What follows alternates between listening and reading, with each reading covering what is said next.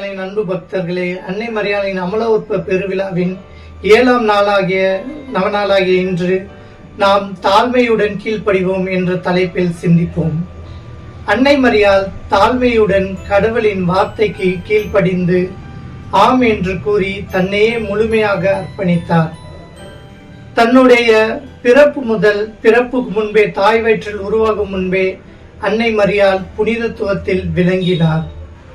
அன்னை மரியாள் பாவத்தை எதிர்க்கும் சக்தி அவர் தாழ்மையுடன் கீழ்ப்படிந்ததால் தான் அவருக்கு கிடைத்தது. நாமும் அன்னை மரியாளை போல தாழ்மையுடன் கடவுளின் சித்தத்தை ஏற்று வாழ்வோம். பாவத்தையும் நம்மால் எதிர்கொள்ள முடியும். புனித டொமினிக் சாவியர் தனது வாழ்வில் இவ்வாறு கூறுகிறார்: பாவம் செய்வதை விட சாவதே மேல் என்று கூறுவார்.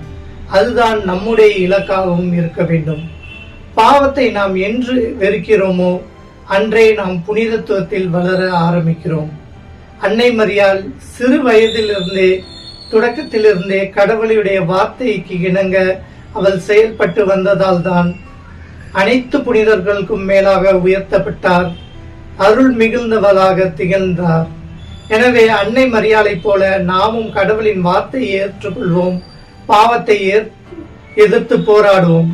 மேலும் கீழ்ப்படிதல், தாழ்மை மிகவும் முக்கியமான பண்பாகும். இன்றைய காலகட்டத்தில் பொதுவாக அதிகார பதவியில் இருப்பவோர் ஆணவத்தில் ஆடுவார்கள். ஆனால் நாம் தாழ்மையுடன் எப்போது இருக்கிறோமோ அப்போதுதான் உயர்வு பெறுவோம். நம்முடைய ஆண்டவர் இயேசு கிறிஸ்து ஒரு சிறந்த முன்மாதிரியாக விளங்குகிறார். அவர் தலைவராக இருந்தும் தன் சீடர்களின் பாதங்களை தொட்டு கழுவினார். அன்னை மரியாளும் கடவுளின் தாயாக விளங்கியும் அவர் தாழ்மையுடன் இருந்ததால் தான் அனைத்து புனிதர்களுக்கும் மேலாக இருந்தார். எனவே நாம் தாழ்மையுடன் வாழ்வோம். அப்போது நாம் புனிதத்தில் வளர்வோம். கடவுளின் வார்த்தையை நாம் சிந்தித்து ஏற்றுக்கொள்வோம். பாவத்தை எதிர்த்து போராடுவோம். புனிதத்தில் வளர்வோம். ஆமீன்.